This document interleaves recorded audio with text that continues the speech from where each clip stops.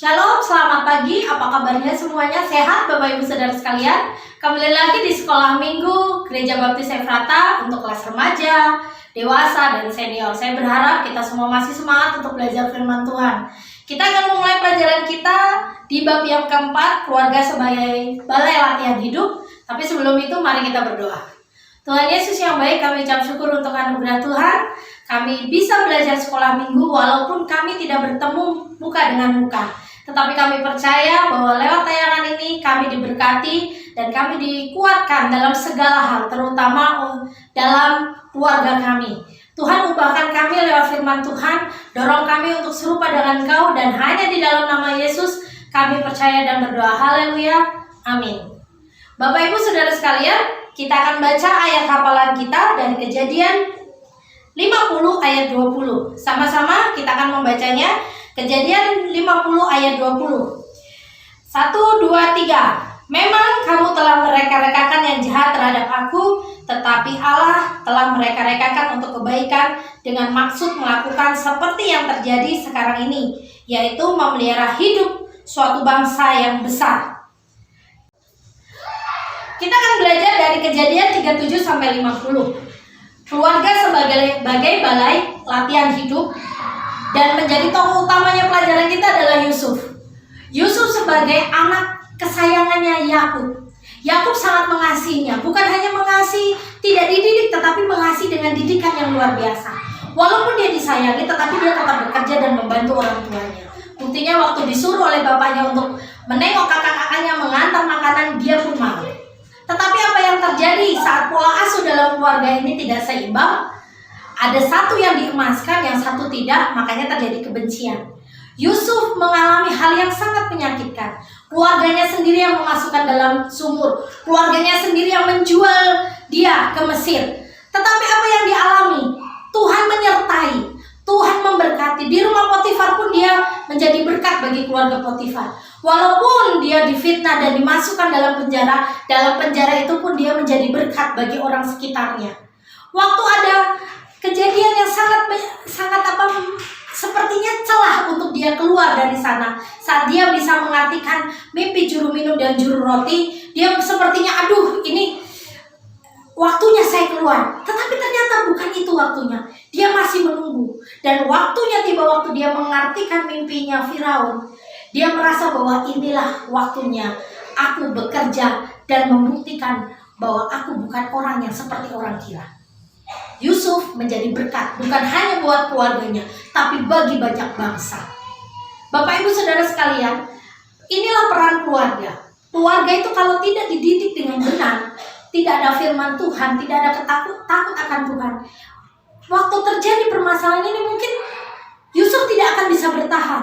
Tetapi dari kecil Yusuf dididik sendiri oleh Yakub. Dia yang mendidik bagaimana kedekatan dengan firman Tuhan. Makanya Yusuf sampai besar dia kuat dan menjadi berkat. Kita akan belajar di bagian pertama, penderitaan dan kesulitan hidup. Tapi sebelum kita masuk di pelajaran ini, saya ingin mengajak Bapak Ibu Saudara sekalian untuk melihat tayangan berikut ini. Memang bukan berbahasa Indonesia, tetapi ada translate-nya. Silakan Bapak Ibu perhatikan, dan ini akan menyambung dengan pelajaran kita. นี่คือเรื่องราวระหว่างฉันกับลูกและสับปะรด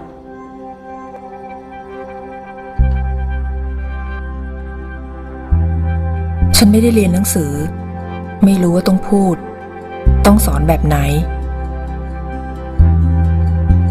ฉันรู้แค่ว่าต้องทำให้ดูให้เขาเห็นเป็นตัวอย่าง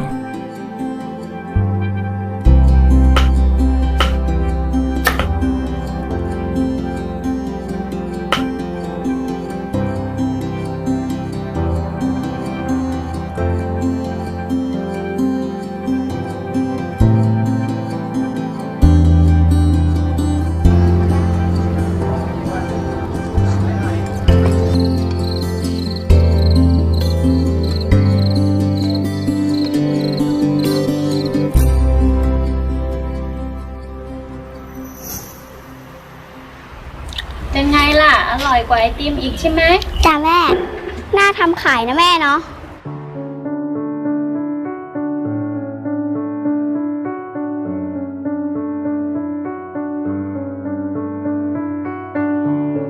เ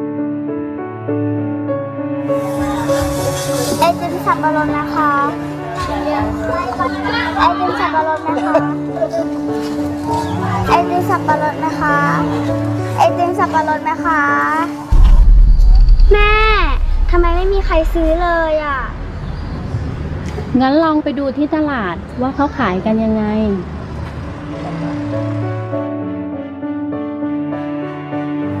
พริกไหมจ้ากล่องละ5 3กล่อง10จ้า หมูปิ้งจอมทัพหมูปิ้งอร่อยครับหมูปิ้งจอมทัพจ้า พริกกล่องละ5นะคะ3กล่อง10จ้า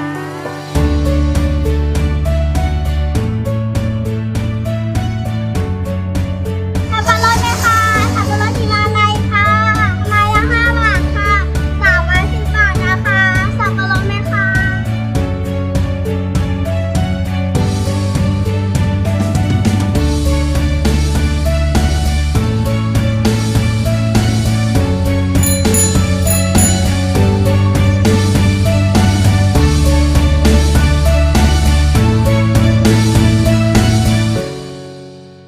พอเห็นเขาได้สังเกตได้ลองทำเอง วันนี้ฉันสบายใจแล้ว ที่เห็นเขาทำได้แบบนี้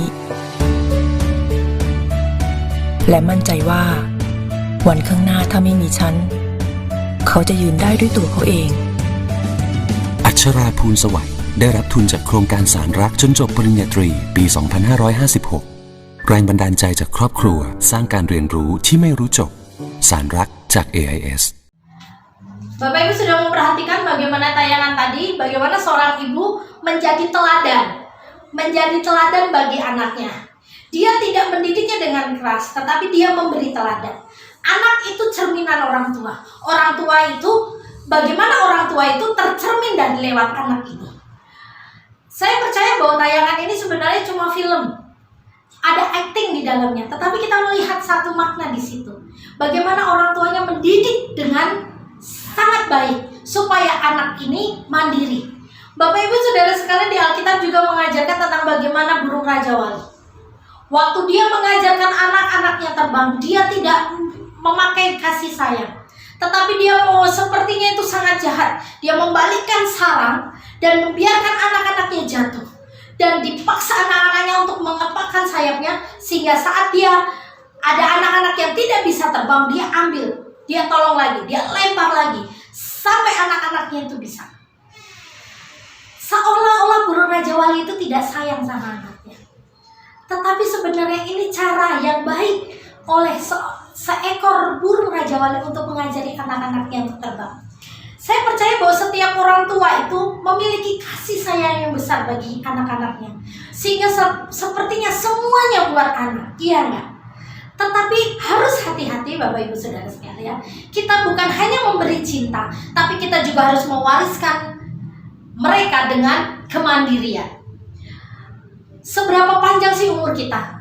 Apakah kita akan mendampingi anak-anak itu sampai tua? Kita punya batas waktu untuk mendampingi anak-anak. Jadi sampai mereka dewasa, atau kalau Tuhan izinkan kita berpulang ke rumah Bapa di surga, kita sudah mewariskan kemandirian itu. Sejak kapan kemandirian itu diberikan kepada anak-anak? Sejak dia masih kecil. Dari kecil mereka harus dididik untuk mempunyai kemandirian. Setidaknya dia bisa makan sendiri, walaupun kalau makan sendiri, berantakan rumah. Atau saat dia habis minum, gelasnya ditaruh di mana. Dari hal kecil ini sampai dia besar, ada langkah-langkahnya. Saya melihat beberapa orang tua yang sangat tegas dengan anak-anaknya. Bukan tegas kejam, bukan, tegas. Kalau sudah SMP, dia harus cuci baju sendiri. Sudah SMP, nyetrika baju sendiri. Bukan nyetrika baju yang dipakai sehari-hari saja, tapi baju dia sekolah pun dia harus sendiri. Sepertinya kok orang tua ini nggak punya hati. Tetapi disitulah letak kemandirian. Saya masih ingat waktu dulu saya harus keluar dari rumah untuk kuliah di Solo. Saya harus di kos-kosan. Saya sangat sedih waktu itu terpisah dengan orang tua saya. Tetapi dari situlah saya merasa bahwa peran orang tua itu sangat penting sekali. Waktu Di kos-kosan itu saya terbiasa dengan nyuci baju sendiri, nyetrika sendiri. Waktu itu umur saya 17 tahun. Saya sudah bisa nyuci baju, nyetrika, masak lah, dikit-dikit masak, kerja sayur bayam segala macam. Jadi waktu saya kos-kos, waktu saya ngekos saya nggak begitu tersiksa. Kembali lagi di pelajaran kita ini, penderitaan dan kesulitan hidup. Terkadang orang tua mengatakan gini, biar saya saja yang susah, anak saya jangan. Dalam aspek apa Bapak Ibu punya prinsip seperti itu? Andaikan dulu kita susah mungkin ya, pengen ini, pengen itu, pengen A, pengen B, itu susah. Terus waktu punya anak semuanya diberikan. Nah, apa yang akan kita didik sama anak itu? Andaikan anak itu memperoleh dengan sangat mudah segala sesuatu, apakah nanti kelak besar dia akan merasa bahwa kesulitan itu hal yang sangat menyakitkan dan mengambil jalan pintas? Kita akan belajar dari sini. Allah memberi sesuatu kepada manusia. Setelah dia memberi, dia mengujinya. Setelah dia diuji dan kita lulus uji, Tuhan mempercayakannya. Makanya Tuhan berkata, setialah kau dalam perkara kecil, maka engkau akan diberikan perkara besar. Kita belajar dari Allah. Saat Allah memberikan sesuatu pada anak-anaknya, pada kita, Tuhan itu tidak tutup mata dan meninggalkan saja, tapi Tuhan menguji. Apakah yang diberikan ini berguna? Apa respon kita itu bagus apa tidak? Ataukah kita mempergunakan kepercayaannya dengan bijaksana atau tidak? Jadi Bapak Ibu Saudara sekalian, Allah dapat memakai penderitaan dan kesulitan untuk menguji hidup kita.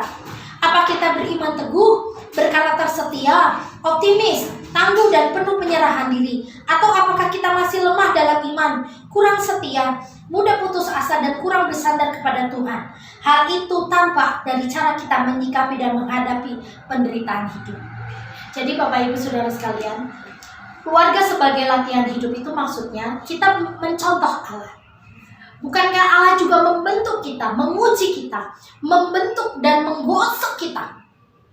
Diberikan ujian demi ujian supaya kita naik level. Jadi kalau Bapak Ibu punya anak, janganlah dimanja terlalu berlebihan. Ajaran mereka untuk mendapatkan sesuatu dengan bayar harga. Maksudnya seperti ini. Kalau dia pengen satu mainan, buatlah satu peraturan supaya kalau kamu mau ini, kamu harus nabung. Kurangin jajanmu, kurangi beli A, beli B, mulai belajar menabung. Saat dia nabung, dibuka celengannya dan dia membeli apa yang dia suka, dia akan menghargainya. Dari hal kecil, saat dia membuka jaket, jangan dikit-dikit dibukain jaketnya. Sepatu, dipakein sepatunya. Saya punya teman umur 17 tahun itu gak bisa pakai sepatu yang talian. Dia hanya bisa pakai sepatu yang masuk begitu. Karena dia tidak terbiasa seperti itu. Apakah Bapak Ibu ingin keturunan Bapak Ibu, anak, cucu, atau ponakan mempunyai ketidakmandirian seperti ini?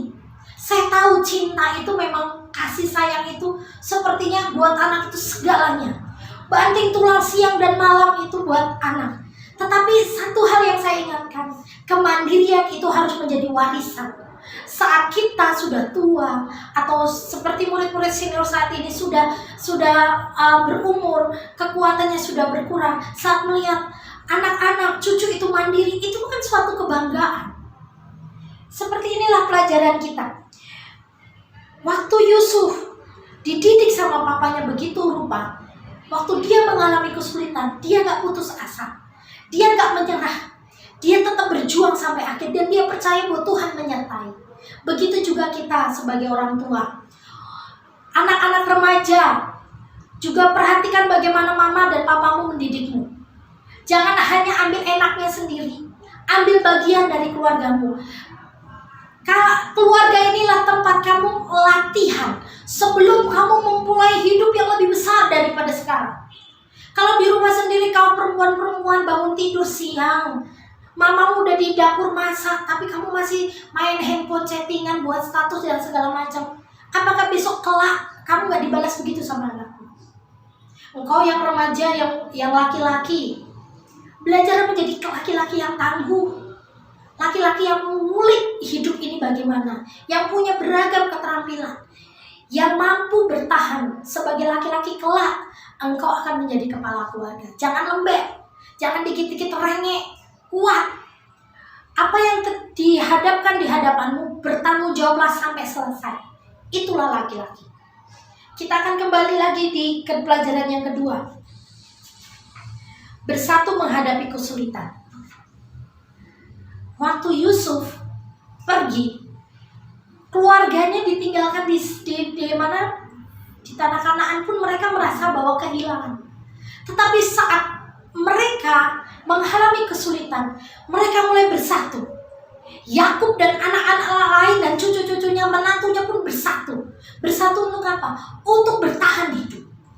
Makanya yang diutus pergi ke Mesir itu bukan hanya 1 dan 2 anaknya Yakub, tetapi semua anaknya Yakub disuruh pergi untuk membeli gandum. Walaupun Binyamin masih di sampingnya Yakub, tetapi Binyamin bukan hanya diam di situ, dia akan menjadi perwakilan kakak-kakaknya untuk menjaga keluarganya yang ditinggal di Kanaan. Kakak-kakaknya pergi membeli gandum. Begitu juga saat Binyamin harus kembali lagi di Mesir, dilepaskanlah oleh Yakub. Karena apa? Keluarga ini harus bersatu. Saat mereka bersatu, mereka memperoleh jawaban dari setiap kesulitan. Bapak Ibu Saudara sekalian, kalau dari keluarga sendiri, kita nggak diajarkan untuk saling tolong-menolong, untuk saling peduli, untuk saling memperhatikan. Bagaimana kelak saat ada permasalahan, apa nggak cuek-cuek sendiri-sendiri saja? Makanya tadi saya katakan bahwa di keluarga inilah tempat pembentukan karakter, tempat membentuknya kemandirian, tempat terbentuknya kebiasaan yang baik. Supaya kelak saat terjadi kesulitan, keluarga ini tidak gampang pecah, tidak gampang menyalahkan. Ini gara-gara papa sih yang dipecat sehingga kita miskin. Ini gara-gara mama sih seperti ini jadi keluarga kita hancur. Tidak ada saling menyalahkan, tetapi mereka bersatu, berhimpun, memegang tangan bersama-sama dan mulai mencarikan solusi untuk permasalahan mereka. Jadi dari keluarga inilah Bapak Ibu Saudara sekalian, tempat terbentuknya karakter dan kepedulian. Yang ketiga, keluarga hidup yang bersama. Pandemi ini kurang lebih sudah 1 tahun lebih ya, memaksa semua orang untuk tinggal di rumah. Dulu mungkin laki-laki akan kerja dari pagi sampai malam, gak ketemu anaknya. Itu kalau anaknya udah tidur pagi, anaknya masih tidur, dia udah berangkat. Tetapi saat pandemi ini kerja di rumah, orang-orang tua bisa memperhatikan anaknya. Anak-anak pun akan tinggal di rumah. Jadi memang ada hal positif dari pandemi ini, yaitu kebersamaan keluarga itu semakin dekat. Walaupun di luar tidak boleh keluar, tetapi di dalam rumah. Padahal sebelum ini banyak orang-orang yang suka sekali berjalan-jalan pergi. Anak pergi kemana, papanya pergi kemana, mamanya pergi kemana. Tetapi pandemi ini mereka bersama-sama. Jadi buatlah rumahmu, Bapak Ibu Saudara sekalian, menjadi rumah yang menyenangkan. Bukan rumah masalah. Ada banyak orang yang tidak mau pulang ke rumah karena sumber masalahnya di rumah. Saya malas pulang ke rumah karena mama saya begini, papa saya begini, kakak saya begini, adik saya begini. Suasana rumah seperti ini. Rumahmu harus dibuat seperti surga. Bukan berarti di situ harus ada segala macam, tidak.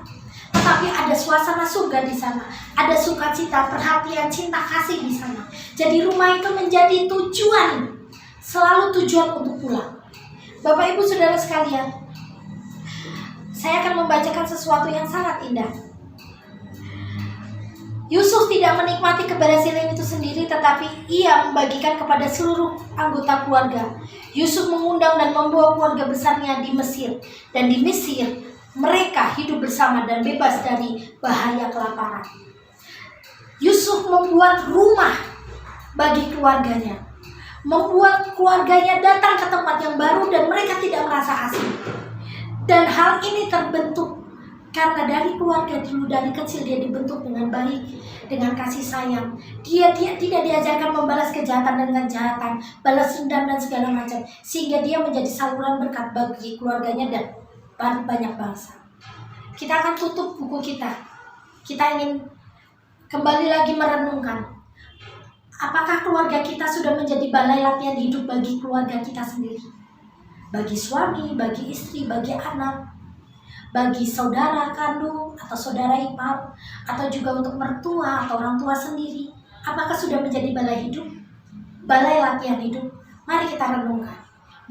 Kalau masih belum, ayo kembali lagi. Jangan sampai keluarga kita sendiri hancur karena kelakuan kita sendiri.